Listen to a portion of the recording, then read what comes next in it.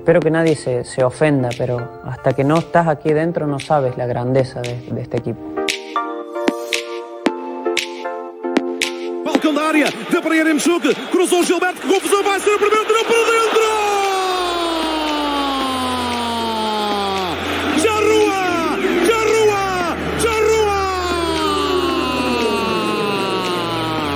Marca Darwin, é Benfica, é Benfica, é Benfica!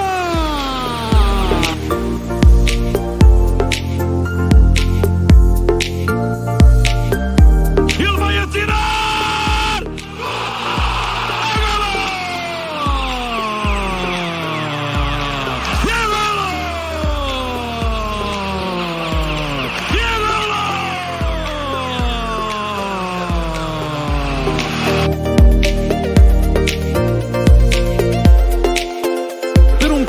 Absolutamente fenomenal da parte de Otamendi, vai errar, fez o alto para o golo, a chapelada, tirou para dentro!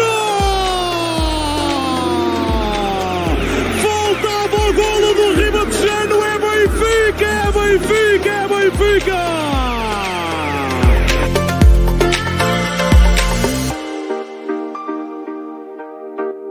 Só nós sentimos isso.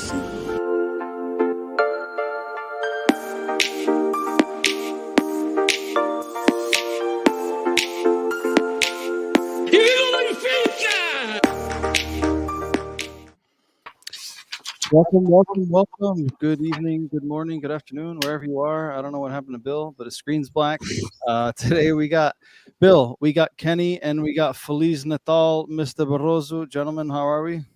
Hey, good, very good, guys. How you guys doing? Good to be back. I've been out for a while, so he has. Kenny's got a lot up his sleeve to vent and get off his chest. I mean, he's coming to us live from the Stadio de Luz, as you can see. He's got some good seats too, so it's not too bad. The guy behind him over his right shoulder has a little deformation, but he's gonna be okay. He's got a little double head, but it's all right. Bill might have had a little bit too much whiskey. I don't see him. Bill, if you can hear us, we can't see you. You got black screen. Can you guys see him? Here? I cannot see him. No. Hold on. He's trying to do. Is he back? No, I could see you in the preview, but I can't see you on the screen. So you might have to jump out and jump back in. Today, right. No, still black. Oh, he's coming back. So today we got Benfica 3, SC Covilhã 0. Benfica is through into the next round of the Taça da Liga. We'll talk about that game. Benfica, lucky number 7, which is this episode 80, lucky number 7, which I forgot to mention. Benfica 7, Marítimo 1. As Kenny put it so nicely in our group chat, stacking goals like you stack pancakes. We'll talk about that game. Talk a little bit about Darwin hitting his form. Talk about our strikers. How are we feeling now in comparison to maybe the analysis that we did early in the year in terms of our forwards? We'll play a little game of underrated, overrated. From what we've seen this season, who do we think is overrated? Who do we think is underrated, and why? Oh, Billy's back. There he is. All right. And then last but not least, obviously, Porto Benfica, big game on Thursday for the Taça de Portugal. First game of 2 against our bitter rivals. One for the cup, one for the league. So we'll talk about that game. And for those of you in the chat, we're gonna throw a little Christmas theme in here, as if you couldn't tell from my hat and the lights behind me. Let us know in the chat, what are you most looking forward to on Christmas? Is it a favorite food? Is it a family tradition? Do you like Tia Maria's gossip at the dinner table? What is it? Let us know. Leave us a comment in the chat. Para a malta que nos esteja a ver em português, estejam à vontade, deixem as vossas questões, as vossas ideias, o que pensam, o seu prato favorito para o Natal, seja sobremesa, seja o que for, podem deixar o comentário aí no chat. E amanhã temos o podcast em português, por isso às 21h30 amanhã, se quiserem seguir o podcast em português. So I'm going to start with the Christmas theme here. So I'm going to start with you, Kenny, since you returned after a long time out. What are you most looking forward to here on Christmas? Benfica or no, just in general, Christmas. Oh, definitely just getting together with the family again. You know, last year, even though some of us got together, it wasn't like, it was still like that pandemic year. So, you know, not everyone was able to join. So just looking to, you know, we have Christmas at my parents' house and everyone joined. So should be a packed house again. Everyone's healthy. That's good. The food, can't wait. Can't wait. What's your favorite food? I'm more of a bacalhau guy. Okay. I like the bacalhau no forno, so that's my plate. Okay. Mr. Feliz Natal. What are you looking forward to?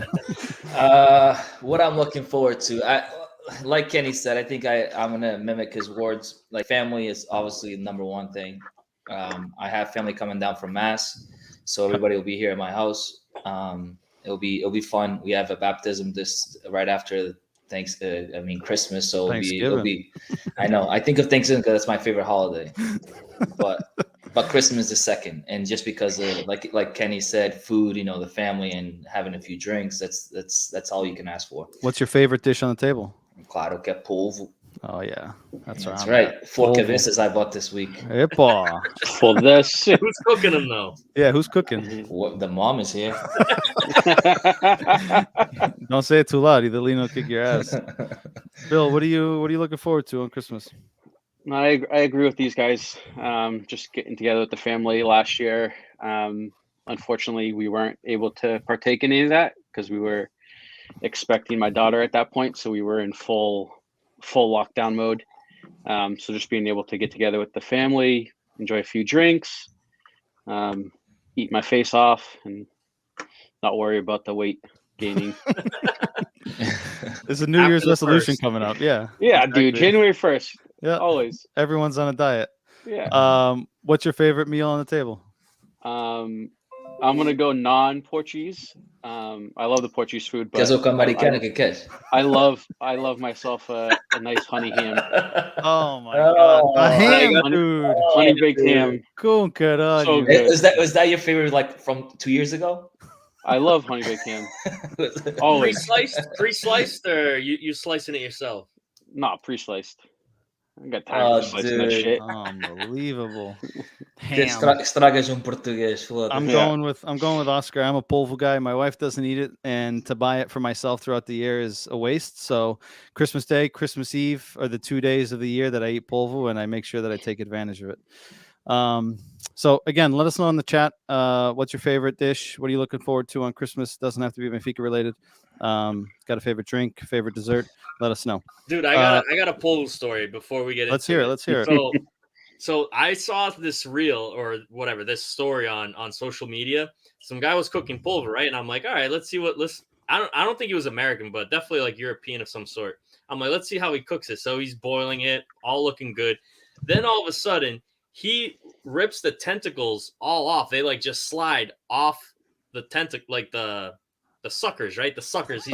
They all come off. He strips them from the thing. So he's got these white little like legs and he's dangling them. The hell? And then he stews it and he eats it like that, which is, I mean, I know a lot of people get like turned off because of the suckers, right? I don't know what the hell you call them. But he stripped them right off and then he cooked them. Chupas. Dude, I've never seen it cooked like that, but that was, I don't know. I didn't know how I felt. I felt more weird eating that than with the actual things on them. So is that why you're grossed out about it, or you just weren't a fan of polvo? No, I like it. I will eat it. I just prefer bacalhau. But I know that some people won't eat it because of the eyes or whatever you want to call them. Yep. But this guy stripped them off, and to me, that looked less appealing than the other way around. I've big never white chewy thing. You guys have seen it like that. I've never seen it like that. Yeah, interesting. It was weird. So let's get started here with Benfica 3, Spartak Covilhã 0. Benfica needed to score 3 goals and win by at least 2. They got it done. However you want to cut it, twist it, slice it, we got it done. Started with Elton late. Araújo got his first start. Ferro in the middle. Morato on the left. Everton played as a right wing back. Gil Dias on the left. Maite, Pizzi, Tarat, Sef, and Gonçalo Ramos. Oscar, I'm going to start with you here on this game because we got into yet again another interesting and exciting conversation in our group chat about this game. So I'm going to start with you. What were your thoughts on this game? And as much as we can have complained throughout this season of playing good, playing bad, whatever you want to call it, the truth is that we're on the verge of New Year's Eve, and Benfica is still in all 4 competitions that they set out into at the beginning of the year. So and 2 of them were already into the next round. One will play Thursday, and the other being the league. It's a marathon, not a sprint. So what were your thoughts on this game?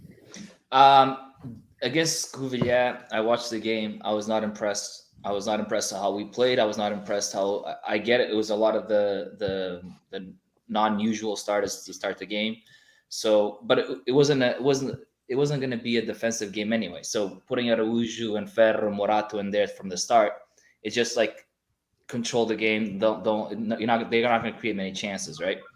But when this is my argument. I wasn't trying to say defend Pizzi and Pizzi just because it took them out at half. But my thing is, we're up 1-0 at halftime. They just got a red card in the 39th minute, right? We already on their throat first half. Second half was against 10 guys is gonna be a game where we're under 18 almost like 90% of the time, right? It's a given. So to me, even though we won the game and the way we won it, I'm gonna say Arrasca, right? We have a PK and we have a Umpito that doesn't usually go in, but it went in, right? And goals are goals, so whatever. It is what it is. But when we at halftime take out Pizzi, we've all agreed in the past here, when it comes to playing under 18, we don't have to defend. He's a guy that can give you the final ball, right? He's a guy that can give you the final pass. He's a guy that can, like, to me, it was taking him out at halftime is basically saying, I don't know. It's just like, do you not understand what his purposes on this team is? Like, do you not understand his qualities? Because you took out a guy that legit could give you the final pass to the strikers you have in there. I'm okay with Rafa coming in. I'm okay with putting in another Darwin and Yaremchuk, whatever it is, to get those 3 goals, right? But taking out a guy that can give you the final pass, to me, is really a bad decision. And that was all I was trying to say is, fine, it worked out. Congrats. We're on to the next stage. But foi jogo Arrasca against the Covilhã that played with 10 guys since the 39th minute. Kenny, what do you think of this analysis that he does? And I'm going to recall another part of the conversation, which Oscar said, I hope we lose now because he took Pizzi off. No. Yes, no. you did. I said, I really hope you lose. I hope we lose. Correct. Just to show this guy how much of a dumbass he is. Correct. And then So you said it. So you said it. I didn't say it. To me, it was more like he doesn't understand what's going on in this game. We're gonna like the argument that for taking out Pizzi or not playing Pizzi that we've all said is because he doesn't defend. Correct. On this game against 10 guys, Covilhã at home since the 39th minute, what's the excuse now? Correct. But what I was trying to get at, right, and what we had talked about in the chat, and Kenny, I'll pass the ball to you, is right. Oscar said this game is screaming for a guy like Pizzi, which fine, right? He's a guy that in the final third, he's one of your best, right? Delivering that last pass. He's very clinical when he gets the opportunities more often than not. We've all agreed on that. But given the changes that he made, he brought Paulo Bernardo in for Maite, who is an absolute disaster. Like, I can't understand how this guy still plays at Benfica. He brought in Darwin Nunez for Seferovic, and he brought in Rafa for Pizzi. At the end of the day, we scored more in the second half than we did in the first half. I know that we were against 10 for a longer period of time, but I thought for the whole second half, correct, versus correct. 5 minutes in the first half. But at the end of the day, at halftime, we weren't into the next round. When he made those changes, however you want to slice it, we got into the next round. Whether it was a shitty goal, I admit that. I give him props, but I think there was an easier way to get to that 3 goals than what the so you, PK but you still stand by the fact that you think that if Pizzi had stayed in, that we could have achieved better. Yes, I 100% believe that. So Kenny, I'm gonna pass it to you here. And do you think that, I mean, the result I think justifies JJ's decisions and taking out and putting in, but I'll let you speak. Yeah. So am I coming in choppy or am I good? Because on my end, no, I'm a little slow. No, your video's fine. Your audio's a little bit delayed, but everything else is fine. All right, I got the opposite, but I'll try to. If it doesn't come in, just let me know. No, you're good. So a couple of bullet points. 1, Darwin to the rescue.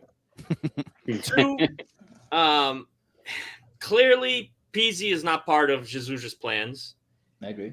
And 3, Sporting Covilhã, they kind of look like the Sporting that we're used to, Sporting Clube Portugal, from a few years back. I mean, that's the result and everything. That's what unfortunately they're not like that anymore. But that is what it reminded me, even on the field with their jerseys and everything. When I turned on the game, I got confused like Oscar. I'm like, is this Sporting or Covilhã? I wasn't sure. But no, I think I don't disagree with Oscar that like if Pizzi had stayed in, that we might have not gotten a better result or the result that we did get. But to me, clearly, it's just a personal decision at this point. I mean, Pizzi is just not part of Jesus' plan. And, we're 1-0. We needed more goals. He clearly changed up the team. He likes to play with more speed. He likes to play with, he threw in the starters to kind of get the result that he needed. And I mean, I think it's as simple as that. I'm of the one, like, I'm not a huge Pizzi guy, but like I understand Oscar's point. Like I think he does add value. I think he's one of the on a top final third. Yeah, I think he's one, like you said, he's one of the top players for to get that final pass. But I mean, at this point in time, it's very clear that he's just not a major piece to him. So it is what it is. This is, like I said, it was the game once the red card came, I think, and I didn't watch the entire game, but I think I was comfortable that we were going to get the result. It did look like it was, Arrasca, but I thought at the end of the day that we were going to be fine, after the first half. So those were kind of my takeaways on the game. Bill, what do you add to this? And now we have ahead of us Boavista in the Final Four, Boavista Benfica, and we have Sporting Santa Clara. So we have ourselves a pretty good chance to get to the final. And there's a very good probability that we see a Benfica Sporting final in the Final Four here.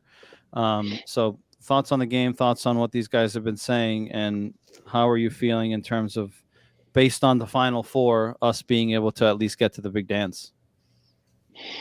Yeah, I mean, in terms of this game, once I saw the lineup, I knew it wasn't going to be like the prettiest game, and it was like a brand new team out there, right?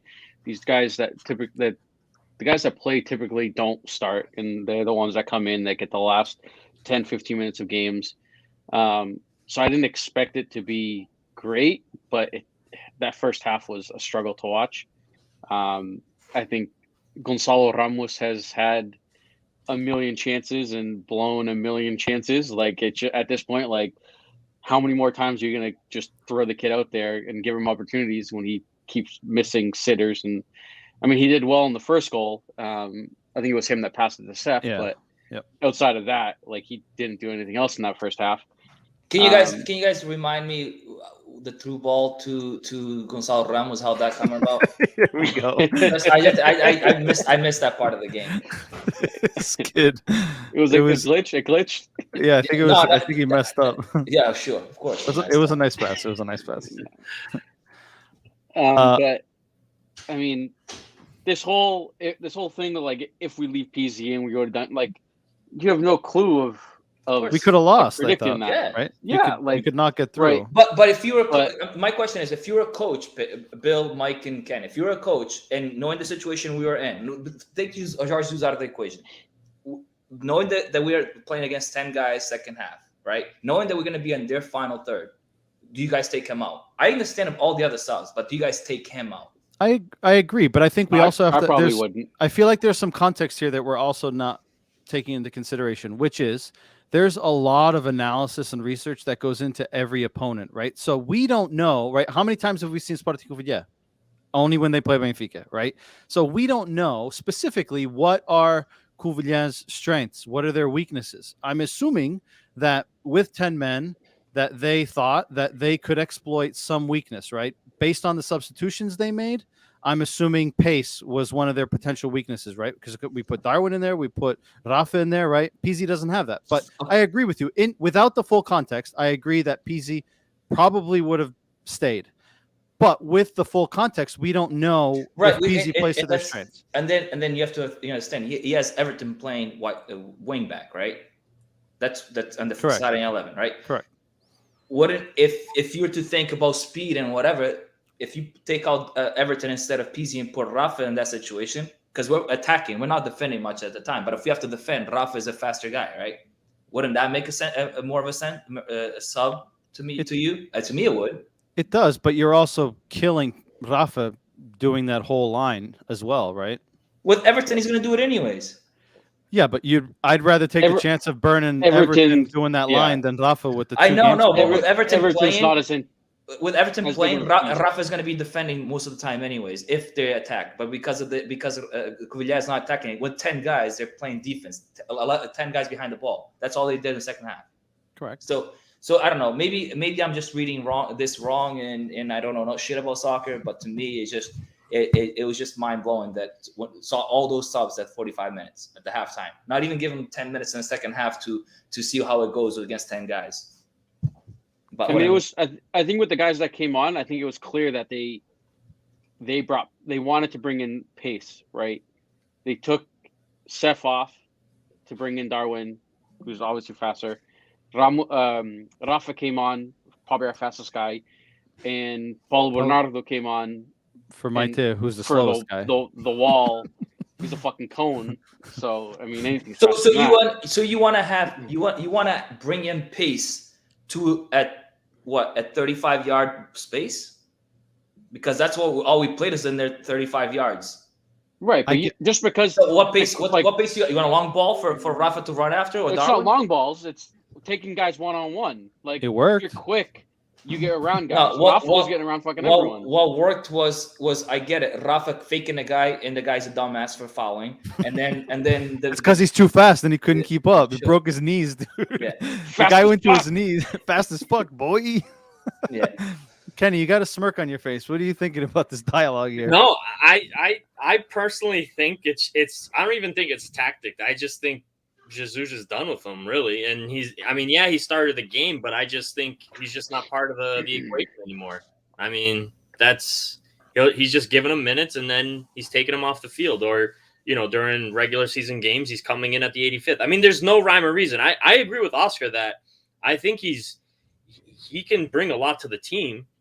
So the fact that he's not giving him the opportunity, it's just, like, maybe Pizzi could have had a hat trick in the first half. I still think he would have gotten off at the 45th minute.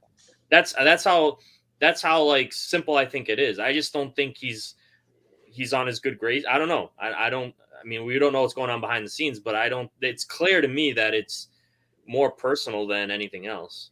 If I were Pizzi, I would ask for a transfer January 1st. As soon as the new year hit, I'd be like, I want to transfer. I don't think he'll ask for a transfer. I think he's comfortable. His family's comfortable. He's in Portugal. He makes a good paycheck. You know who would take him? Porto. Dude, no. I think Pizzi, Amorim would take him in a heartbeat. I don't think Pizzi plays on either team. No. Yeah, I don't know. You don't think so? Whose spot does he take on Sporting? You don't think he'd probably want to go back up north? Whose spot does he take on Sporting? No one. He doesn't start over anyone in Sporting's 11. Who do you think, Porto. Oscar? Who does he start over Porto? I think if he you know how Nuno Santos gets a lot of minutes, I think Pizzi will get his spot. Nuno Santos has been playing as a left wing back. In the front, it's Pot, Paulinho, and Saravia. He doesn't take Pot or Paulinho or Saravia's spot. Yeah, and in the middle, they got Mateus Nunes and they got Pelinha or Ugarte. He's not going to take any of those guys. And on Porto, you got Luis Diaz on one side, who he's not going to take a spot. They play with two strikers, and I'm trying to think who plays on the other side. I'm looking too. I can't remember who the hell plays on the other side for them. Let me see who played this weekend against Vizela.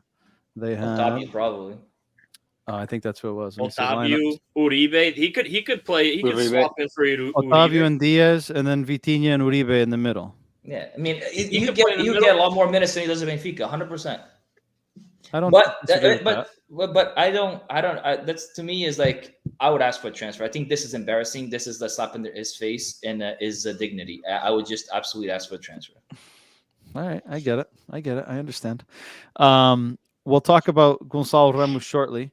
But I think in terms of this game, MVP, I think it's pretty clear Darwin's entrance into the game helped change. I know he scored a penalty. He scored that free kick or that shot from a long range, golaço. So I'm just happy he tried it. yeah, there you go. He's confident, and we'll get into that. Would you guys pick anyone else, or is Darwin the unanimous selection here?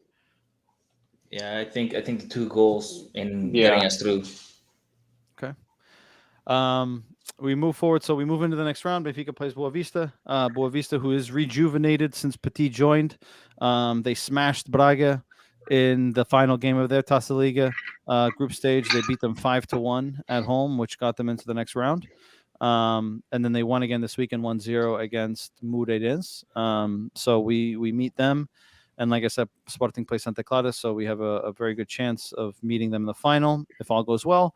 The final stages for that competition are the last week of January. So the week of the 25th, I believe, of January, there'll be the 2 semifinals and the final that following weekend.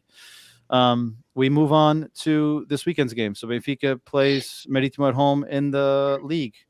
A game that Marítimo comes in. They were mid-table, 9th, I believe, having an okay season. They have a new manager who recently joined 3 or 4 games ago, and Benfica unlocks the game 2-3 minutes into the match and just absolutely pours it on. And just to go back to a statement Kenny made, stacking goals like you stack pancakes. So I'm going to let Kenny take the reins on this one. What were your thoughts on this game, Kenny? And I'm going to toss the question to you about Darwin Núñez. He's been a common theme here in the last couple of weeks. He's got 18 goals. He got another hat trick, 2 assists in the season. He surpassed his goal scoring from last year. This is his most goal scoring season in his career. Obviously a short career, but he seems to be more confident. And I think the numbers outline the fact that he scored 18 goals. He has 2 assists. And last season, he had significantly more assists and less goals, right? So does that tell us that he's more confident to try to do it himself than to seek someone else to make that final decision because he doesn't want to do it? So to that point, I still think he's trying to pass off balls. I can remember the one, I think he scored lefty. He passed off to Rafa at first, and then Rafa gave it back to him, and then he hit it lefty. I don't remember if that was this game or the other one, but that was against Famalicão, left-footed shot. All right, so that was Famalicão. Yep. So I still think he's. Here's my thing with Darwin. The balls are finally going in, and he doesn't score every game, but when he is, well, now he is, but when he does score, he scores in, a lot of them. But he's still like not a polished player for me. And early on in the season, I was ready to jump ship because I wasn't seeing that improvement. But and I don't know really. I mean, maybe it was that the game against 9 that we played that maybe lit a switch. I don't know. But now he seems to be on. And you know how forwards are. I mean, when you're on, and when you're cold, you're cold. And so it's hit or miss with him. Right now he's on. He like you said, he is starting to take more chances, shooting from longer range, shooting with his left foot. So I like to see that because that builds confidence.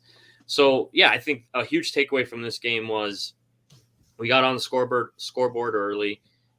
He got on the scorecard again. So that's good to see. I mean, the rest of the game was, it just opened up. I mean, it was just goal after goal at that point.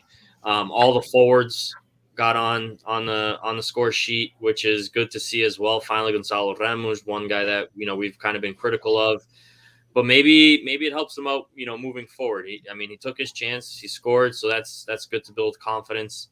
But yeah, I really can't think of anything else during the game. It was just pretty simple game after that. Bill, what do you think? And Kenny touched on Gonçalo Ramos, and we had talked about it earlier. He scored, I believe it was the last goal in this game. Yeah. No, second to last. Second to last goal. Seth got scored the at the last. end. Oh yeah. So scores a goal regardless, right? Whether it was in the final stages, garbage time, whatever you want to call it, right? Great, right? It gets him off the mark. That's his first goal in 22 appearances this season, right? And he's averaging about 40 minutes per game if you break it down. So he's got 881 minutes. He's only got one goal, right? And we were very high on him, I think most of us, in the preseason because he looked good. He scored goals in preseason. He was mobile, right? And then when push came to shove and shit got serious, right? It's almost like he kind of went into his shell and wasn't able to kind of perform. Whatever may be the reason, pressure, lack of experience, whatever you call it, right? Yes, he scored on the national team in the lower levels, right? But again, we've said it time and time again. The lower levels and playing at the big stage are two very different things, right? So thoughts on the game, thoughts on what Kenny said, and do you think that Gonzalo Ramos is a guy that, maybe could potentially benefit from a loan move at a club where he's going to play more regularly, get a little bit more experience, get a little bit more exposure? Or do you think he's a guy to stay and stick around and maybe learn from those around him? Because as JJ said before, and I think we can all agree here, that there's no value in these players going out on loan to not play, right? If they're not going to play, they're better off being at Benfica and making minutes in the B team or being part of the group. So what are your thoughts? Yeah, as far as the game, I think scoring 3 minutes in definitely helps. And what I love to see was we scored and didn't sit back, right? Like most games this season, we score and just kind of sit back and relax a little bit. And in this game, we didn't really sit back too much. We kept the pressure on. And then once we got the second, I think the third, fourth, and fifth just kind of poured on at the end of the first half and then at the beginning of the second half. Halftime was 3-0. Yeah. Fourth goal was Rafa right after halftime. Yep. And then the fifth was right after that. Yeah. Yep. As far as Gonzalo Ramos, I mean, I think he would benefit from going out on loan I would say in Portugal to a team in the first division where he's going to be able to play. I don't think he benefits if he's going somewhere where he might have to challenge for a spot. I think going to one of these teams that's lower in the table, he might benefit more than just sitting on the bench or being on the B team. Because I mean, B team playing on the beam and playing in the first league is very different. Like the caliber of players is different. The physicality of the play is different. And I don't think most players don't kind of adapt to that style until they're actually in it and need minutes to adapt to it. And he's not getting that. And I think as the season goes on, his minutes are going to be less and less. I think the further we get along in the season, JJ's going to rely on Seth and Darwin and Yaremchuk instead of giving Gonzalo Ramos minutes up top. Oscar, what do you have to say about this? I mean, I agree. This game was not even. We can't take notes out of this game. All I got to say about this game is I hope we didn't waste all our goals. We need him. We need him for this week. But it was a one street type of game. We have one way basically. Just after we scored the first goal, Rafa put in the clinic. That guy was probably the best game I've seen him play, and that's probably saying a lot. But that's the best game I've probably seen Rafa play since he's been at Benfica. Fair. I'm going to ask you this question, Oscar, and open to you guys as well.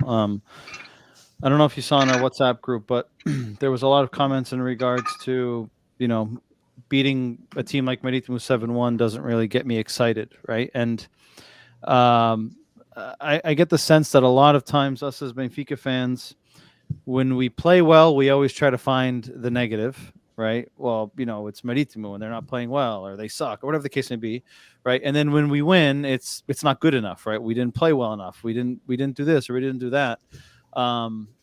Do you take part in that same opinion of, yeah, Marítimo sucked? Because giving you my opinion, I don't align with that, right? You have to play the games that are in front of you, right? We've struggled against sides that are lower in the league table than Marítimo is. We've played better against teams that are higher than Marítimo is, right? We beat Braga 6-1 at home, right? So you have to play your schedule. An early goal, I think, opened up this game, but I don't agree with that thought. To those people that say that, just I want them to kind of go back and look at Marítimo's story this year. They tied Porto, and they lost to Sporting on a penalty kick on the 98th minute. Yep. 98th minute. All right. So Marítimo is not the team that people just push around and beat like 5-0 every other game. They tied Porto and they lost to Sporting 1-0 in the 98th minute. That these people call it Ferguson time, but I don't know. I just call it Sporting time this year or the last 2 years. So when it comes to Gonçalo Ramos, we'll go into him. He's a young kid. He's not going to have the chances, like Bill said, to play Benfica, especially when we have guys like Darwin playing well. Seth, who's been our best striker for the last 3 years, and Yaremchuk, where we paid a lot of money to get him in this year, right? And he's an international player. So I think a loan to a team that he gets a lot of time, just like Jota. Jota looked like he was a horrible player for Benfica because he wasn't getting time. You're getting 10 minutes, 15 minutes here, and now he's a Rangers, right? Rangers or Celtic. And they want to buy him because he's scoring goals, he's starting every game, and he's playing well, right? So I think Gonçalo Ramos would alone, like Jota is on a loan right now, I think he'll benefit, but not a loan with the option to buy, because if he explodes, then Benfica's fucked. Fair. I got something on that. Like, the 7-1 doesn't excite me. Like, let's flip the script, right? How many times have we been on here where, let's say we take an early lead, we get a second one, it's 2-0, we sit back. Yep. Second half comes around, they pop one in. Now we're struggling to hold the result, or we tie the result, and then it's like, oh, we sat back. Blah, blah. So flip the script. You don't get you get annoyed, and then you put the blame on Jesus. But then the 7-1 doesn't excite you. I call kind of bullshit on that. Like, if we're gonna criticize Jesus when we struggle and we sit back and we're not attacking, then give Jesus and the team credit when we do put on a result like this. Like, it excites me. I was cheering for 7, and I was cheering for 8, 9, and 10. They never came. So it's.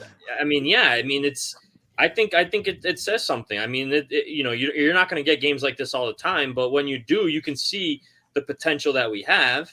It doesn't come out all the time. And Marítimo obviously, they kind of gave up towards the end there, but I mean, I kind of call bullshit on that statement. And I'll also say to Oscar's point too about Rafa. I mean, I agree. I thought this was one of his best games, and you can see that he was trying to get the forwards on the score sheet. 100%. I was about to say that build too. The confidence. Whether it was for build them their confidence for Porto, or just to get them going, but he was once Darwin got his, he was searching for Seth, Yaremchuk a couple of times. Seth, I mean, he was just dishing out balls and assists, and he got one himself too with that chip. So yeah, he had a goal and 4 assists. Oh yeah, I mean, just insane. Awesome. So yeah, and on the Gonçalo topic, I agree. I think he would benefit from a loan. I don't know. I don't like the loans to different leagues, because you run the risk of them, not getting playing time there either, right? So, I mean, and I don't know if this is still a rule, but like, I prefer much better loans within the league, within the first division.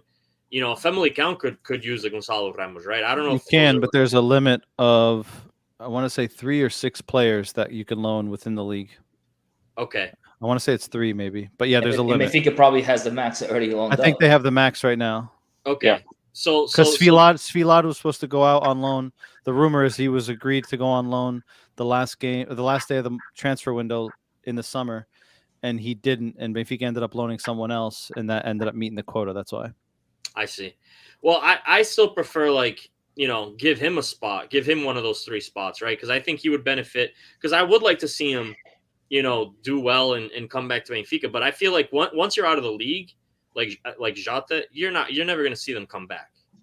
And if they do, they get loaned again, or they're. Oh no, but you will look at Vinicius. Vinicius was loaned out to England. He came back, practice with gone. us. He was gone, and then he was gone. Yeah, he was gone because again, Jorge Jesus not a fan of his. But with it was just like Pizzi almost to Jorge Jesus. He was not a fan of his. Can you remember the last player we loaned out to another league that came back in the I was following just going to say season, that.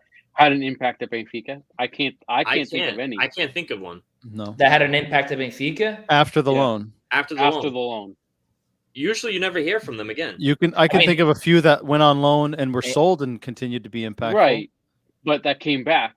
Yeah, but I mean, right now the one that we loaned and he's back now is Jetson, but he's not impactful. Exactly. Right. But in Turkey, they love him. Yeah, they're dying for him to go over there. I think I'm really hoping Florentino comes back and is impactful.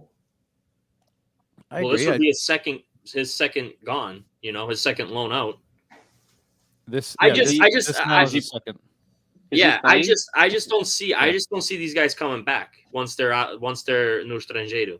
I much rather prefer them like seriously, like Gonçalo Ramos on Famalicão or one of these teams in the first division would give him the playing time and then competition within the same league. That when he's done and he comes back the following year, he'd be so much better, in my opinion. I think that's the kind of thing I would like seeing moving forward with the youth. And whatever, if it's 3 spots, then give it to your best 3 players or the best 3 youth players that you think could benefit from that, especially if they're not going to be a second or third option on the team. I have one. Right, you guys are gonna call me fucking whatever, but I'm saying it anyways, right? So I have one criticism about this game. It's 7-1. We smoked the team. We played awesome, right? But I know what he's gonna say. But we have Porto Thursday, right? Yep. And we leave our most crucial, dangerous player the 90 minutes. Yep. To me, that's a risk not worth taking. Like. We have guys that can come in and against a 7-1 game. Just put in another guy for Rafa. Take Rafa out. Give him a break. 70 minutes in, take him out. Like that guy's fast. He was getting fouled like left and right. You're risking a guy getting hurt right before Porto. Especially he's our most crucial player. To me, it made no sense, and that was my only criticism about this game.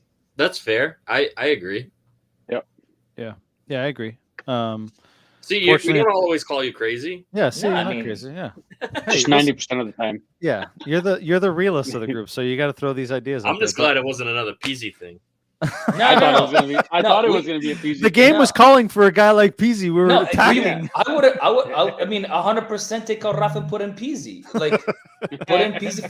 Final 20-30 minutes. That's what he was trying to get at. He was just trying to get us on his side first. And it wasn't even a Pizzi sub. I was like Rafa coming out. I want especially after being 5 up. He scored I think the 5th goal was like 60 minutes in, right? 60 minutes in, we're 5 up. Take out Rafa, let him rest for the Porto game. That would have been, to me, a very sensible sub. Fair with that. To finish off this game, Rafa has been a big topic of discussion on the front page of the Journal today. I think it was Savola. He is having his best season ever. He currently has 27 appearances in all competitions. He has 11 goals, 14 assists. He's on pace to break all sorts of records, personal records, potentially numbers like Pizzi had 3 years ago, right? When he was scoring goals, he was getting assists. I thought you were gonna say when he was good, and I was. I didn't want you to spill the beer. Yeah.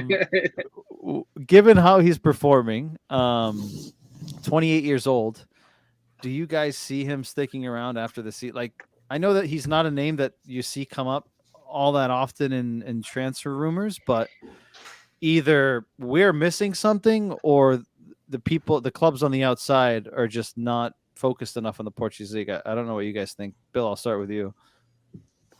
I mean, I I could see him making the next jump, but I don't see him going to like a United or Chelsea, or like I could see him going to like in England, like a second tier type of team, right? Like A Wolves. I feel like like a Newcastle, now that they got money, right? They're gonna be splashing the cash all over the place. I feel like if he was gonna make that jump to like a United or something, it would have happened already. Like they're not gonna spend big on a guy that's 28 going on 29. Like, But I mean, what's big, right? I would imagine that. I mean, according to Transfer Market, his market value today is $26 million US, right? I would imagine that Benfica probably wouldn't let him go for less than 45. Yeah.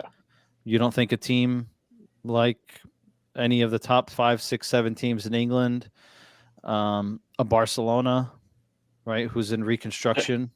Do they have? I think they can't afford that. Do they have 40 mil to spend? They can't afford it. I was thinking Barcelona because he's a small guy, just like half the guys they have there, and they don't use the air a lot. It's more the feet, and that's benefits Rafa, right?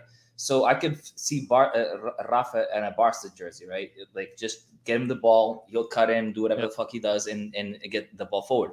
But I also look at Chelsea, and their best player was a Rafa style player, which is Hazard, right? Like he was a guy that got the ball on his feet and just cut through guys. So and they loved Hazard. So I could see Rafa but they already have a guy like him, not as technical, Pulisic. Yeah, but look at I think Rafa would actually do better than Pulisic there. I think Rafa would actually do better than Pulisic. And they have the Mason Mount, whatever the fuck his name is. I think Rafa would absolutely do better than him. And the better Mount. Yeah, better Mason.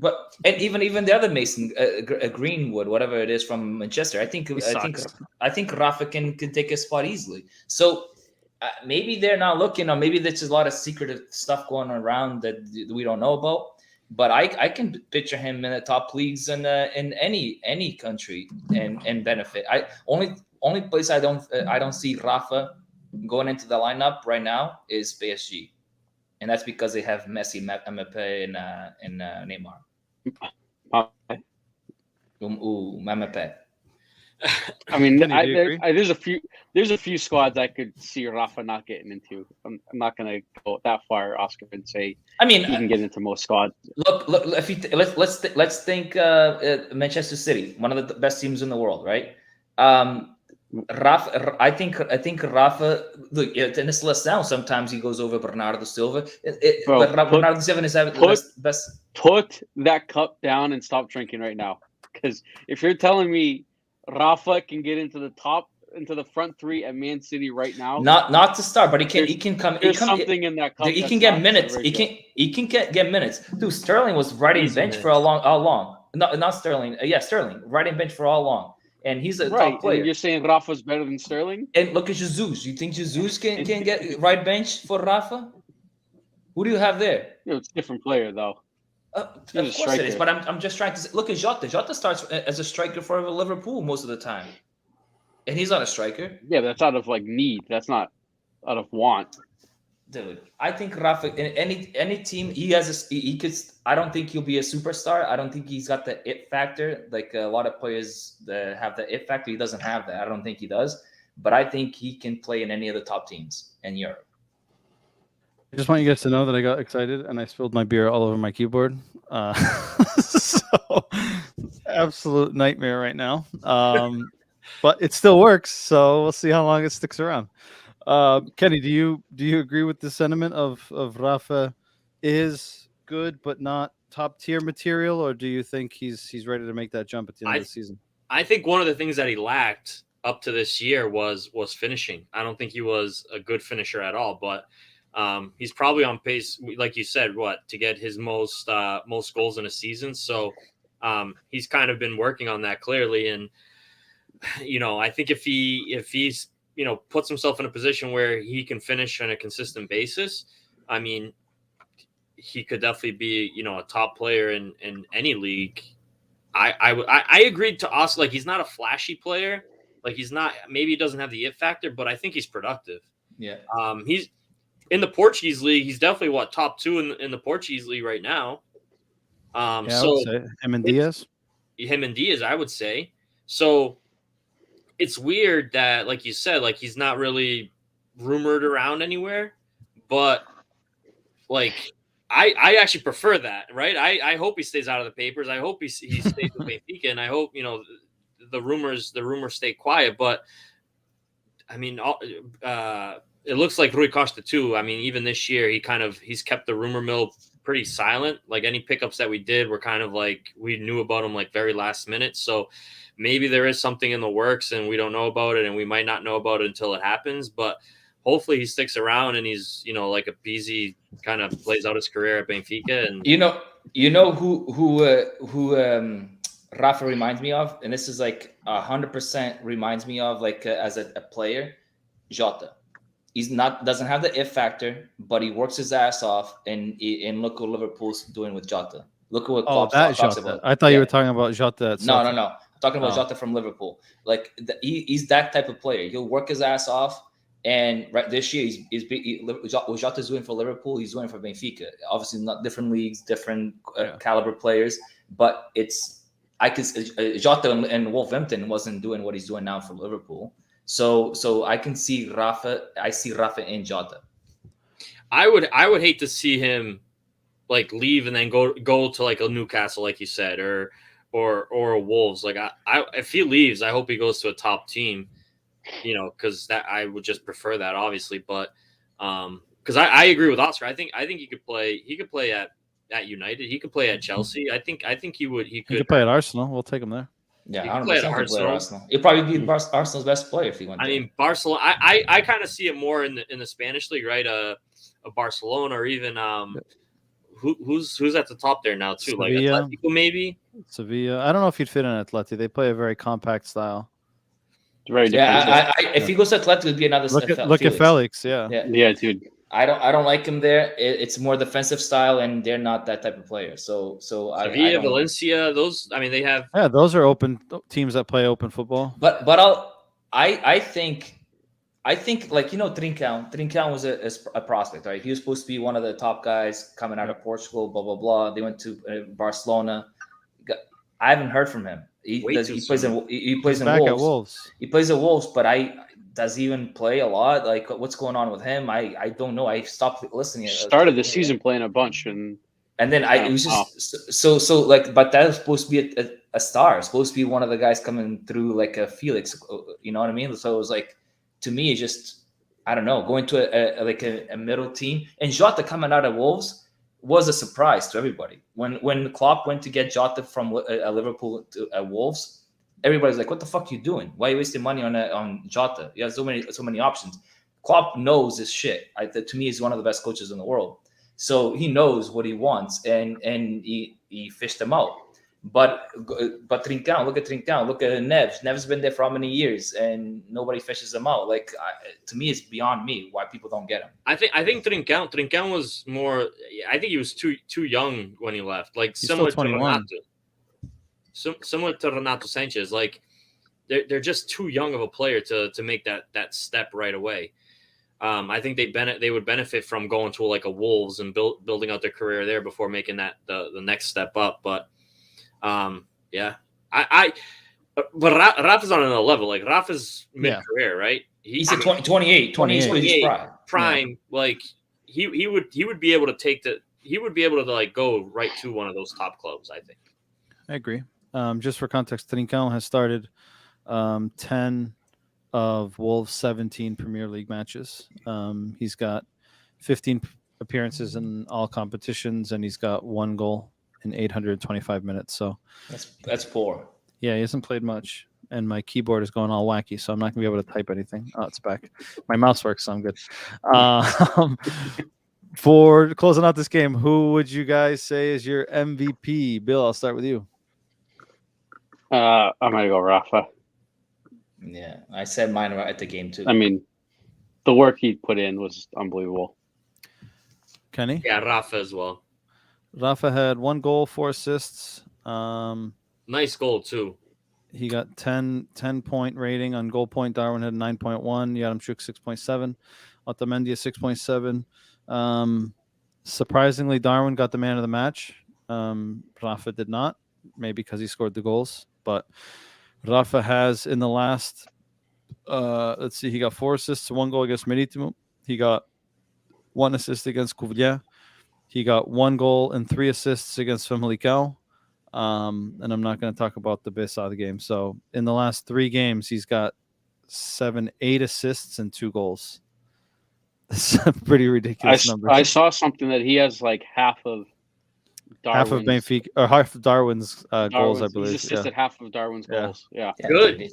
Good. Keep them coming. Keep stacking those pancakes. And to the Darwin thing one more time. I mean, I heard some grumblings like, oh, Darwin's half his goals he got against that 7-0. Yeah, the 7-0 game. Yeah, the Vilnius game. So up to that point, so he had half of those goals, or it's not factual, right? Because he has scored more now. But since then, he's had 5 goals.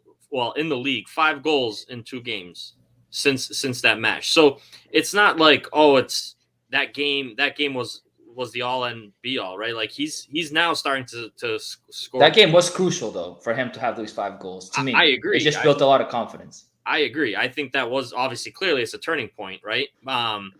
But it is kind of weird to see someone this hot, like a striker who has been so cold, become so hot. I mean, he's just not scoring like 1 goal, right? He's like we talked, right? Stacking goals.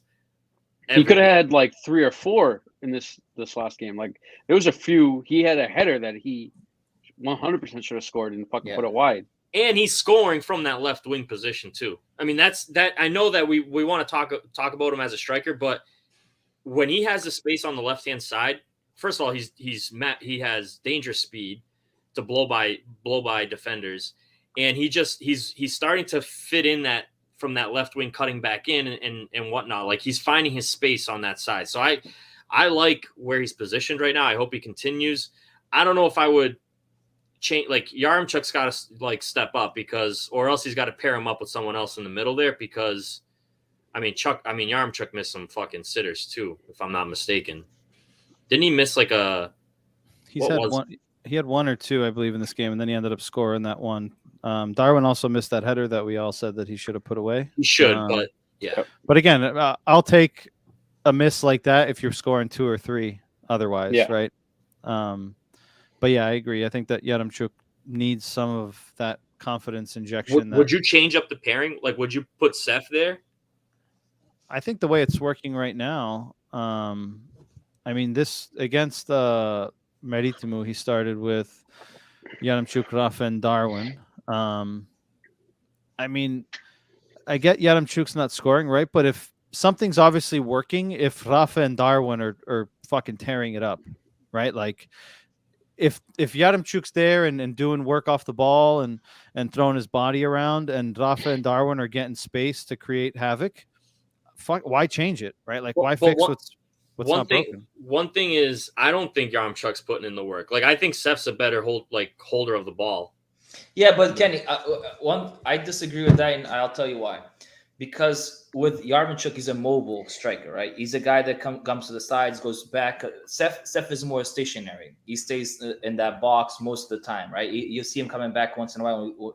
By most of the time, he's just stationary. So he holds the center backs with him, right? With Yaremchuk moving the center backs to the wide, opens up space for Darwin and Rafa to come in and have shots on net. So to me, Yaremchuk being mobile helps out Rafa and Darwin most.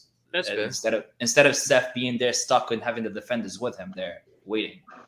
That's fair. I mean, I'm done with Seth anyways. I don't even know why he's still on the team, but that's fine.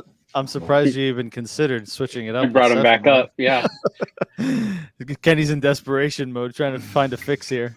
Yeah. All right, so I think everyone is on the Rafa train here.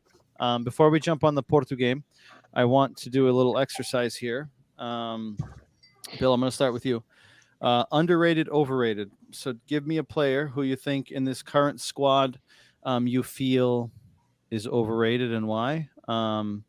And then we'll do the underrated. So I'll start with you. Overrated and why? Overrated's hard, but I'm gonna go. Like someone who's got the hype or, doesn't I'm really gonna live up go. to it. Yeah, I'm gonna say Seth is overrated. Why? I think a lot of people, and Oscar's one of them, right? They give him like he was our best striker in the last 3 years. Well, yeah, because we didn't have anything else, right? And we've all struggled with him having 8 chances to score 1 fucking goal, and as a striker, like that doesn't cut it. Like you get a handful of chances at most in the game, and you need to be able to put. If you're getting a handful, you need to be able to put 1 or 2 of them away. And with Seth, some games we get it, most games we don't. I've never been a huge fan of his, but there are people out there that are calling for Seth to be playing more now, and I think the minutes he's getting is what he probably should be getting, right? Coming in toward the end or playing the Taça da Liga games. Damn, that's harsh. Oscar, do you agree? And who's your overrated? I don't think I don't agree at all. That's a horrible take, but that's my.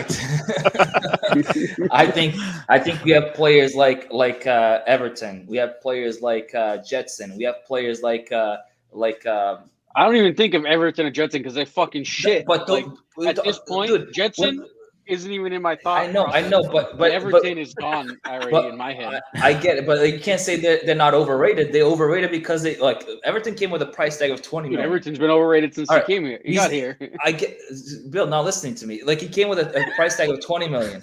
He came from an international starter for Brazil, right? That's how he came in. That's if you're not talking about hype, that's hype. And he can't get a fucking starting 11 on Benfica.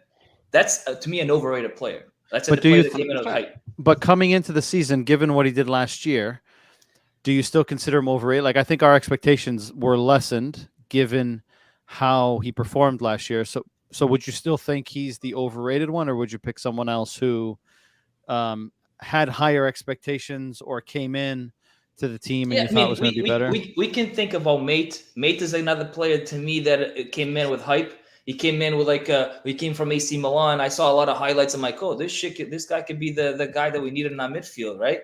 And then he started playing. To me, that's an overrated player. But he doesn't cost what Everton cost. Everton came with a hype. He came with he's a Brazilian international. He's gonna explode at Benfica. And that's how it came, and he didn't pan out. So that's an overrated player for me. It's as easy as that. I agree with that. Bringing Seth into this equation is compared to Everton is the dumbest thing in the world. Kenny, do you agree? And who's your overrated? I think my overrated is. I mean, I don't think he's got the same hype that he did when he came in, but Everton to me, I think he's overrated. I mean, he'll have like that game against against Braga, right? And we're all like, oh, this is the player, this is the guy, and we haven't seen him since. So I think he's still, I mean, he might not be at that same level when he came in, but I think he's overrated. I don't think honestly, I haven't seen it since day one. I mean, we've seen flashes, but is that all he is flashes? He can't put it together for a season. Like that's disappointing to me. And watch him next year explode somewhere else, and then we eat our words. But until this point, it is what it is. Yeah, and he could, right? Not every player is built for every country. Not every player is built for every system, every manager. The example I always like to give is Shevchenko, one of the best strikers in the world, crushed it at AC Milan, went to Chelsea, and was a dud, right? And he was one of the best that in history, right? So. I agree. I'm going to go different than you guys. I'm going to say Gonçalo Ramos is overrated. Gonçalo Ramos, to me, screams another Nelson Oliveira story. I remember Tank was always high on Nelson Oliveira. He's going to be the next best thing, and he never panned out. And I hope I'm wrong. He scores a lot of goals on the youth national team. I hope I'm wrong, but I just feel like he's one of those guys that he's from the Seychelles. He scores goals in the national team youth, right? And he's supposed to be the next best thing. And I have a feeling that he's going to be one of those dudes that's never going to live up to the hype. I'll go the other way around. Kenny, who is your underrated? So I mean, I personally think like there could be, I think, a few players here. I mean, one of literally my favorite players on the team, Otamendi. I still think, even though he But he gets the credit. He gets the credit. everyone gives him credit. I still think he doesn't get enough credit. I don't think we will realize how valuable he is. But I think a player that's really underrated, and sometimes he gets bad mouth that he can't defend and blah blah blah, Grimaldo, because in my opinion, I don't worry myself on that side of the field. Like I don't worry whether like if who's our backup there. Like I think he might not be the best defender, but he does well enough, and he's awesome going forward. He's a free kick specialist as well. So I don't think he gets his due. I think sometimes like he'll have bad games and everyone will like really get on top of him. Everyone has bad games, and I don't think he gets his due of how like solid he is on that side of the field, and like for a long time now, like year after year. I don't even know how long he's been on the team. He's been here so long. 6 years. I think he joined. We talked about him last week on the Portuguese podcast. I think he joined in the January of 2016, if I'm not mistaken. Yeah, and he's also adapted to the 3-back formation too, right? He's clearly one of the better players going forward, and he still defends. Although he has his trouble sometimes, but look at that game in the Champions League. Like he busted his ass off defending fucking what's his the Bayern. Dembele? Oh, Bayern. No, you're right. No, it was Barca. Dembele. Yeah. Yep. Okay, Grimaldo. Hey, I'll take Grimaldo's right leg over Nuno Tavares' whole body any day of the week. So seriously, Oscar, do you agree? And who's your underrated? Yeah, I mean, I see Kenny's point, and I agree to an extent. But I think a lot of people give Grimaldo a lot of credit. It's not like I know he's to me, he's underrated as well. He should be valued more than what people are valuing him for. But looking at it at the team, at our squad, right, and players that I see a lot of potential, but they're underrated still. They don't get those opportunities. To me, is going to be Morato. I think Morato is going to be a stud. He's going to be a player that's going to be like a Ruben Dias in the future, and we don't give him enough credit yet. But I think when we are going to need him in the future, he's going to be the guy that is going to be the Ruben Dias type of player. That's a good shout. He wasn't cheap. We paid, I think, $7 million or something like that from Flamengo, and he came to the B team. So it would be good if he panned out. Yeah. Bill, you agree? And who's your underrated? I'm gonna go with Gilberto. I think the amount of work he puts in, I don't like. He's not the flashiest player, right? Like no. And last year we all gave him fucking crap about he looked overweight, he looked tired. The amount of work this guy fucking puts in every fucking game this year is unbelievable. And the more I watch him play, the more and more he's reminding me of Maxi Pereira, and the more I'm falling in love with him playing on the right. Like, just the grit he plays with, the intensity he plays with. He's busting his balls up and down that flank.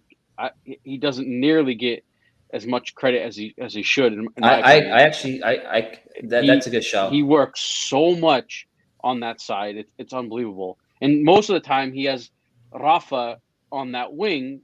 Rafa isn't going to defend as much as some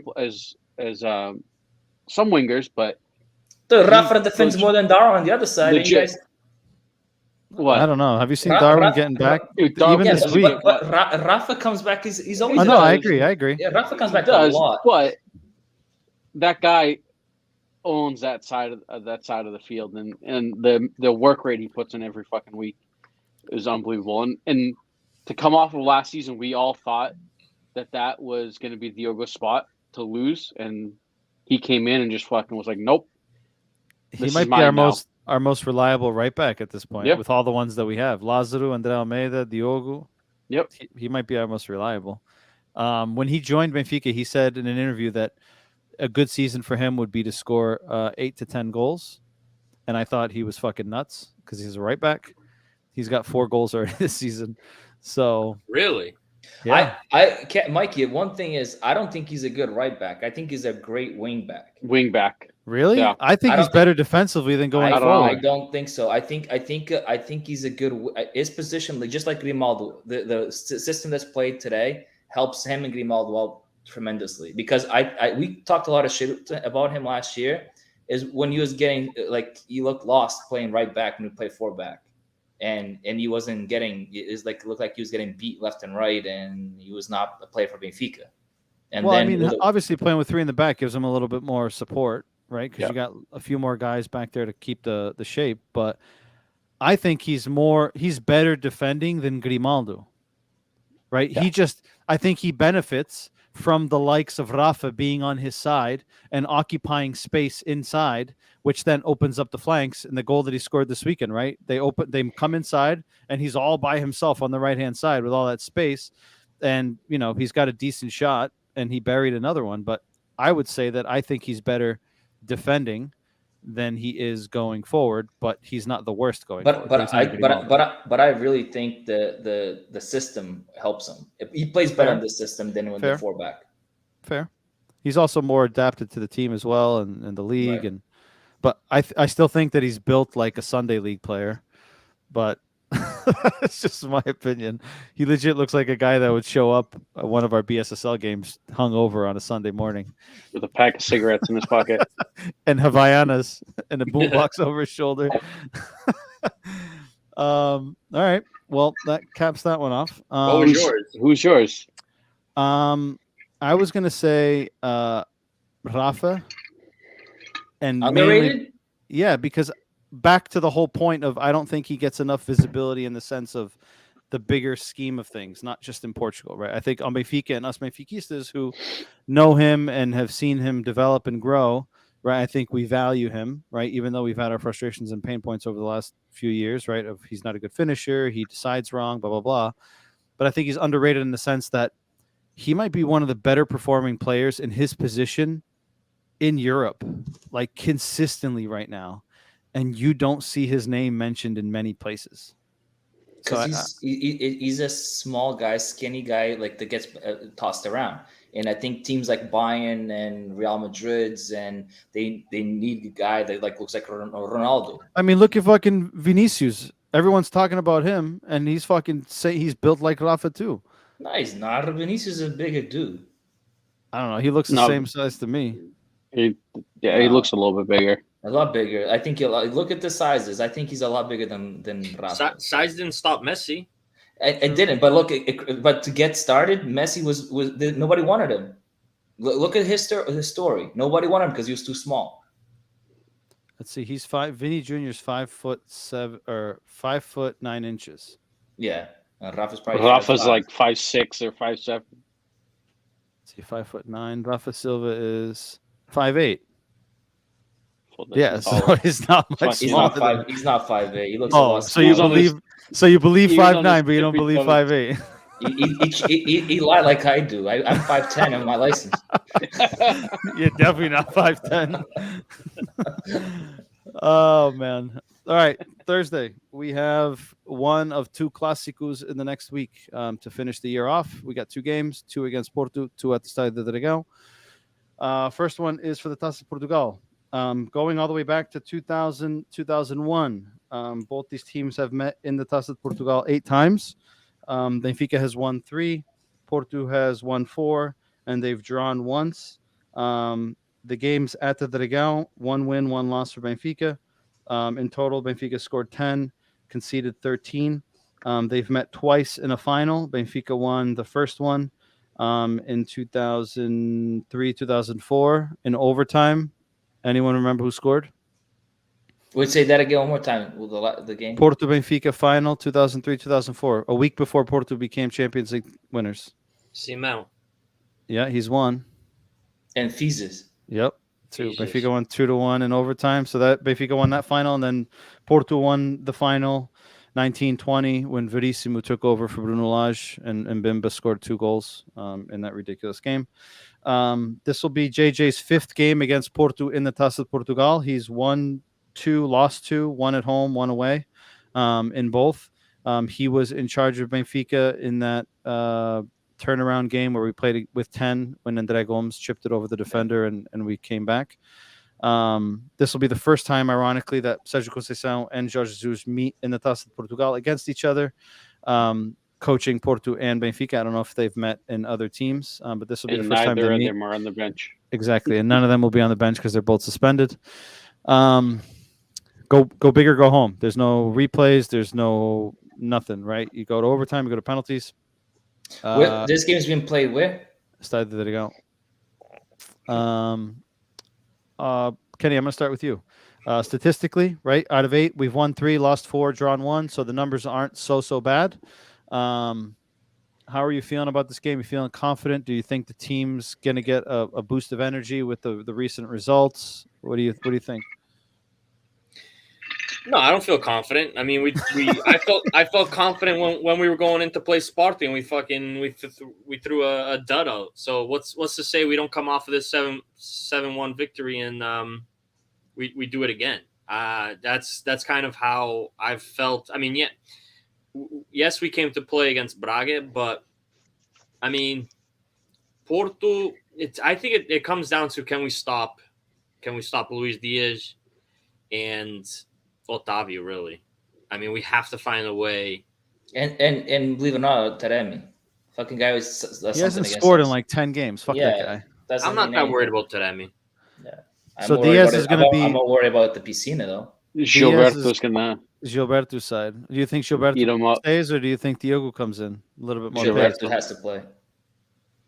Yeah, I mean, whoever plays has to be at the top of their game. I mean, that guy, Luis Diaz, is the best player in the league right now, in my opinion. And the guy's just good. I mean, you gotta just take him out of the game. Somehow we have to take him out of the game to give ourselves a chance. But yeah, I don't think we're gonna be like. Like blown out or anything like that. It's not going to be like a where Sporting did to us. If anything, I think it'll be a close game. If we lose, it's still going to be a close game. But we have to show some fight.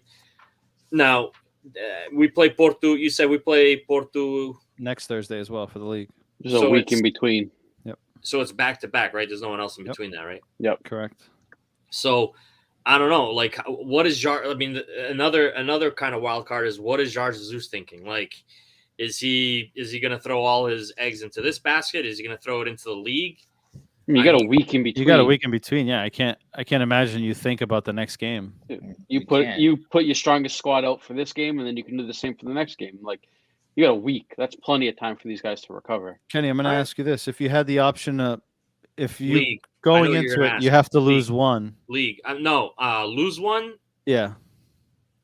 I'd rather lose the Taça Portugal. Okay. We have to. The thing with me is we have to stay on pace for the league. If we drop points to Sporting and Porto, I mean, good luck climbing out of that. Yeah, we'll be 7 back if we lose to Porto in the league. So I get it. I know there's a week, but I mean, Jorge Jesus is a wild card. He could look at this game completely different. Pizzi might get the start. Who knows what could happen in this Taça Portugal game. So hopefully we pull it out. But I personally find it hard to believe that we're going to beat Porto back to back. So like if we're gonna lose one, I much rather prefer losing this one. Learn from our mistakes and then take them on in the league. All right. Oscar, do you share the same sentiment? No, no. If I think this is gonna be a close game. I know Porto has our number, but and I said we had Sporting's number before, so obviously that doesn't go always according to plan. Exactly. So I think if I was to choose a loss between the two games coming up, I'll choose the league just because we play them at home second round. So we could technically be down to 4 points again. Obviously, by that time, hopefully they lose more points and we gain points on them, but we get to play them at home on the second leg. In the toss is a do or die. So I think if I was to lose one game, I'll lose the league game, be down 7 points, and then take our chances second round. But we need to beat them in the Taça. This is not Taça da Liga. This is Taça de Portugal. This is a prestigious cup in Portugal, and we just can't let Porto beat us in the cup. To think that So two you'd rather winning be is 7 points down? I'll be 7 points down just because we can technically beat them at home in the second round, and that's 4 points, right? And then we have to fight it out to see if they play Sporting too, and then we just have to win our games. And if we win our games, this is the situation. If we lose to Porto in the league, right, and we win out the rest of the season, we're campeões. No chance. Like I 100% well, believe. theoretically, no. Yeah, we'd still be 1 point. I know no. What I'm trying to say is, if we went out and the other teams lose, if we went out and the other teams obviously, the other teams would have to lose points against this and that. But I think 100% believe if we went out after if we lost to Porto in the league and we went out, I think we're champions. But being the realist, how confident are you that we win out? I think no, that I'm not confident. I'll be 100% confident that we're champions if we win out, but that I'm not confident. But that's I'm throwing the wrench in here, right? You're saying if we win out, right, you'd rather be 7 points down and win the Taça de Portugal. But then if you're not confident that we win out, it defeats the purpose. Exactly. I would do the same thing. If I knew I was going to win the league, if I knew I was going to win the league, then I would toss this game away. No, but I don't know if I'm gonna win the league. I'm just banking on Porto and Sporting losing points, at least one each, for us to be able to catch up and beat them in the second round. And banking on us beating them the second round. Both games, yes, correct. Yeah, but yeah, I know, but that's a lot of betting right there. Yeah, but we have a chance. If we lose a Taça, we don't have no more chance at it. Yeah, fair.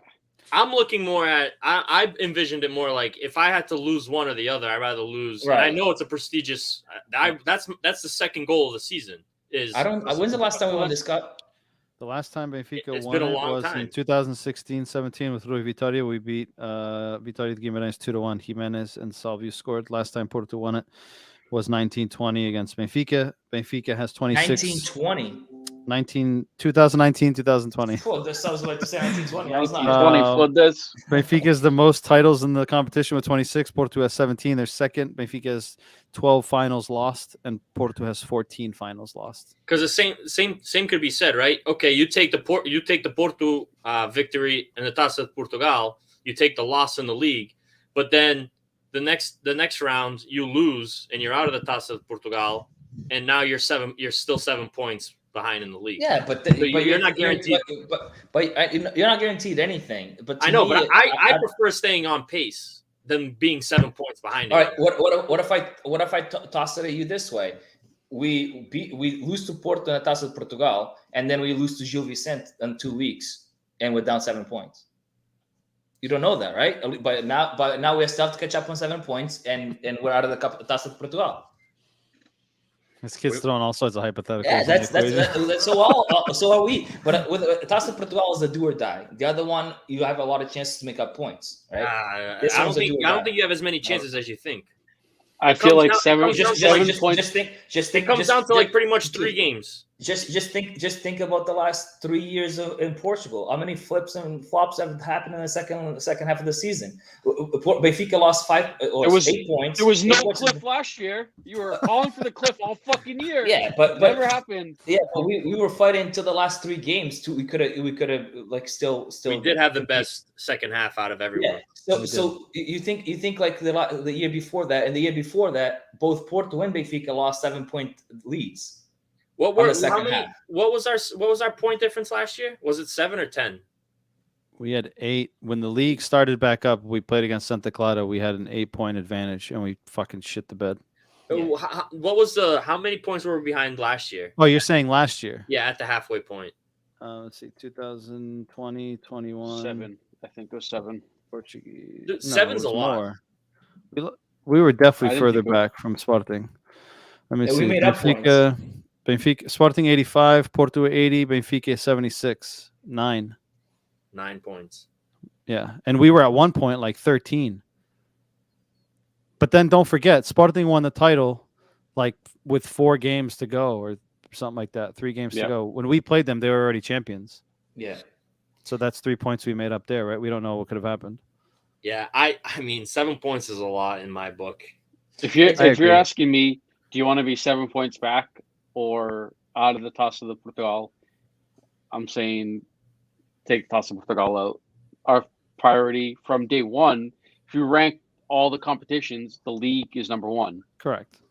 right? And So 7 points. I feel like the way both Porto and Sporting are playing, like 7 points, I think is too big of a gap for us to be able to catch up. Don't forget, It's a 3-game swing. Dude, both those teams are corrupt, and they're probably gonna lose players in January. and don't forget that Porto's already out of the Taça de Liga and the Champions League. Champions right? League. So But now then they got, Europa, they still have to play yeah, the but European games. they have Europa, but they can rotate a little bit more, right? There's different caliber of teams in the Europa, although there are some strong teams in the Europa League this year. But right, there's a different mindset potentially, right? Being in only 2 competitions opposed to, right, if Benfica does win the Taça, get through in the Taça Portugal, right, then we're still in 4 competitions, right? Like there's a lot of variance here, variables that could play into this. Bill, I take it that you'd rather lose the Taça and not the league. Yeah, I just don't think a 7 point gap is. I don't think we can claw our way back. Chance it. Yeah, I mean it could happen. A lot of shit could happen, but if you're telling me pick one or the other, I'd rather not have a 7 point gap in the league and be out of Taça. Like I just don't see us being able to come back from 7 points. By the way, so Sporting is going to be in the final in this Taça de Portugal. So the winner of this, so Benfica, the winner Already of the punching their Benfica, ticket. No, the Sporting is already punched in. They play The Tondela winner on the semifinals. winner If of our they game beat- plays Paredes or yeah, Paredes or Leca. Lessa. Come on, dude. Lessa. There's a cedilla underneath the C. Com caralho. Kid wants ham, and now he can't pronounce Lessa. Wait, what? The winner of our game plays that? Yeah, the draws, the table's already out. So Benfica will play. Shit, I had it earlier. That's not correct. is. Sporting or who they playing? Campo Morense, whatever that is. Sporting plays Casa Pia. Casa Pia. The winner of that plays Lessa or Paredes. I had it up earlier, and I don't know where the hell I put it. And then Benfica Porto, the winner of that plays Braga or Vizela. Really? Yeah. I thought I saw the same thing that Bill saw. I'm looking at it. Look. Oh, maybe I can't figure out what the hell I saw it. Let me see. Draw. I see what you got there. Let me see if maybe they had it wrong on here. I think I had seen it on Flash Score, but I could be wrong. That's where I am right now. Yeah, it could have been wrong. But regardless, the remaining teams are Benfica, Porto, Lessa, Paredes. Tondela beat Estoril today. Portimonense won today in penalties. And Portimonense now is going to play Tondela, right? So Rio Abolonense, Casa Pia Sporting, Vizela Braga, Mafra Moreirense are the remaining teams. So yeah, so we might be able to play Braga. If we beat Porto, we play Braga. And then after that, we play Sporting or whatever it is. So we could only meet Sporting in the final? No. Sporting is. Oh. I thought they were on the other side, but they will be on our side. So if we beat Porto, we possibly play Braga right after that, and then possibly play Sporting right after that. So I might change my mind to Kenny's idea. And I don't even know. I'm trying to look for it, and I can't even find it. So Yeah, I'm trying to find the bracket itself. I can't find the bracket. Yeah, I couldn't find. Let me see if I got it here. Hold on. So, this is a Taça de Liga. What the hell? I put Taça de Portugal. Taça de Portugal. These guys don't know. Oh, I clicked the wrong link. That's why. Let's see here. We got, so Benfica. can Porto. you share it on the screen? Yeah, hold on. Let me bring it up here. This is where I saw it, not on Flash Score. On Wikipedia. Chrome. Yeah, that's where I'm looking right now. And am I right? No. Do you see No. it? So we got Benfica Porto plays the winner of Lessa Paredes. Tondela plays the winner of Rio Abolonense. Casa Pia Sporting plays the winner of Vizela Braga. Mafra Moreirense plays Portimonense. So we can only face Sporting in the final. Yeah. No. Yes. Yeah. Yeah.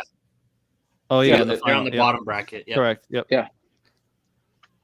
or Braga. So that means if we beat Porto, we have a good chance of getting to the final. Good chance, meaning. So in our bracket, we got Bessade, Rio Ave, Tondela, Lessa Paredes, and us in Porto. Yeah. So if we beat Porto, we have a good chance of getting to the final. So I stick to my thing.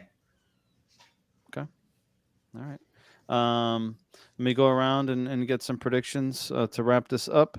Bill, I'm going to start with you. Give me your level of confidence from 1 to 10, and then give me your prediction. Level of confidence is,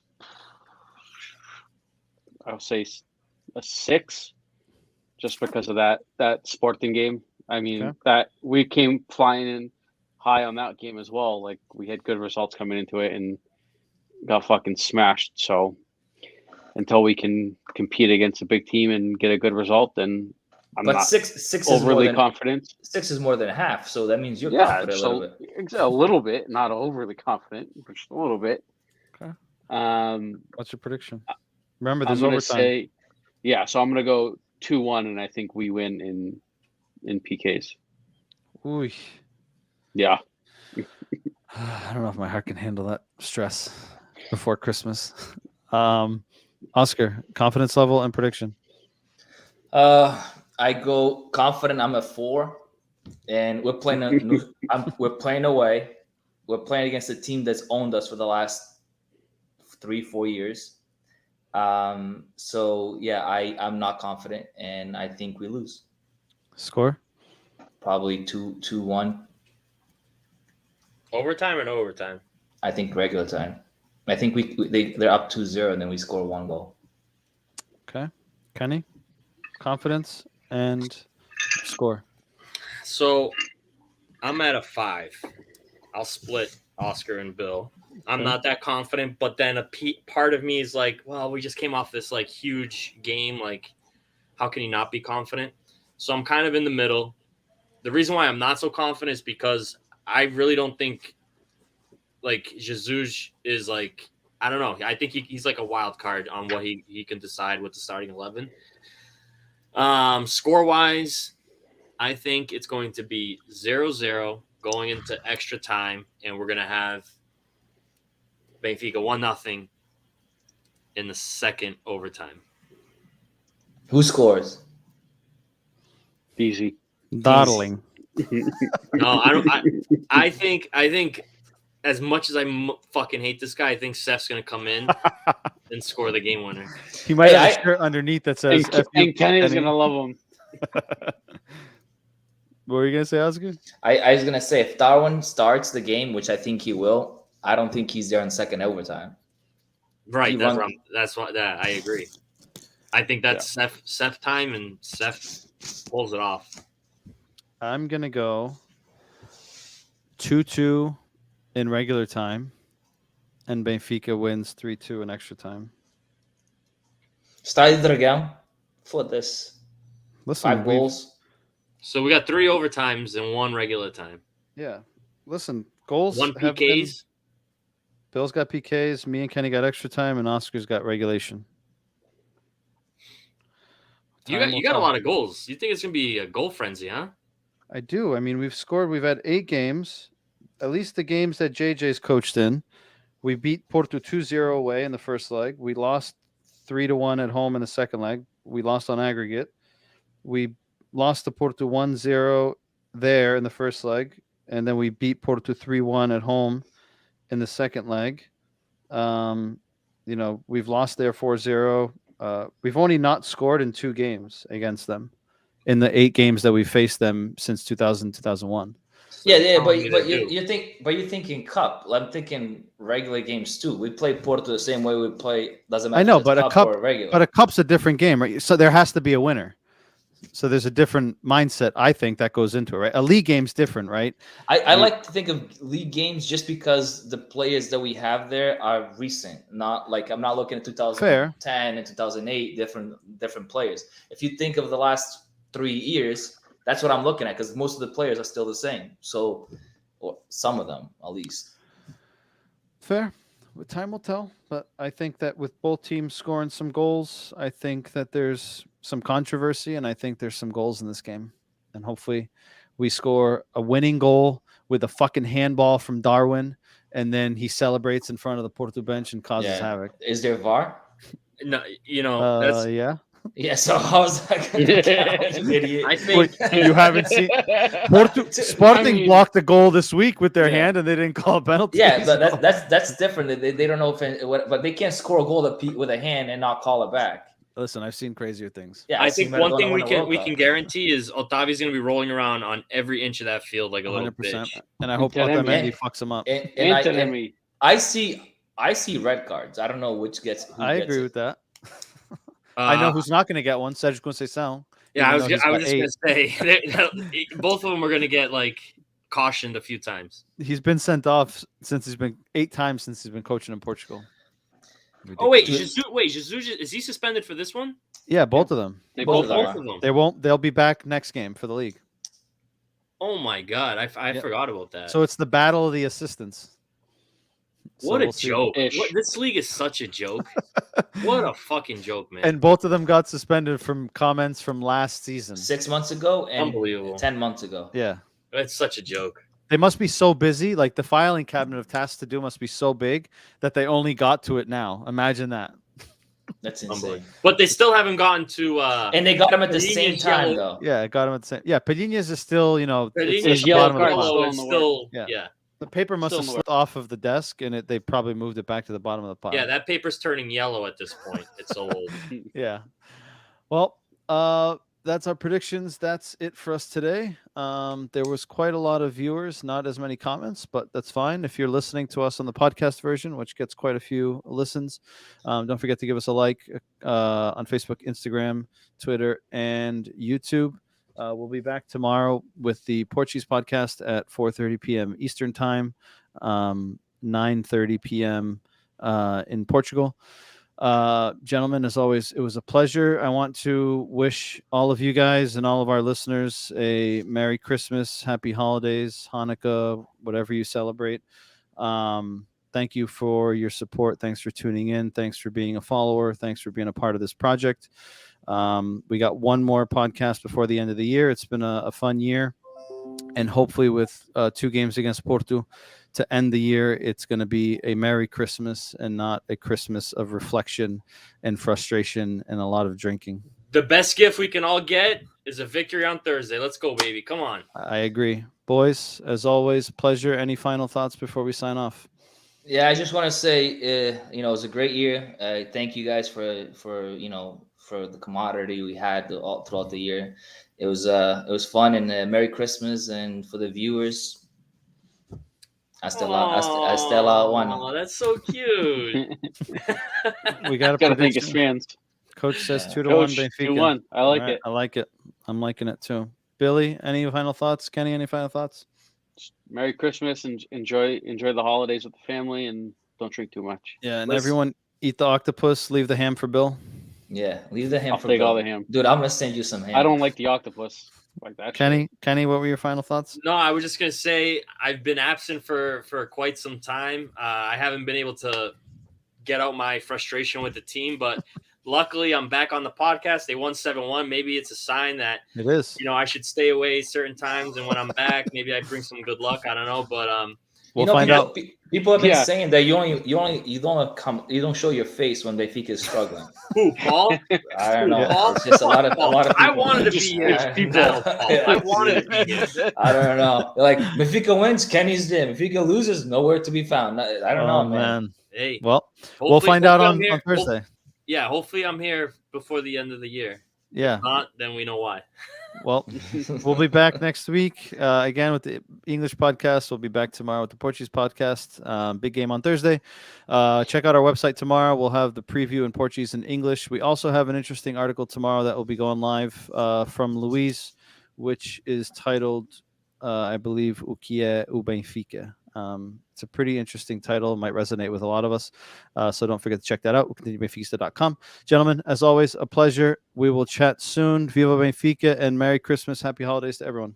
Merry Christmas. Merry Christmas. Merry Christmas.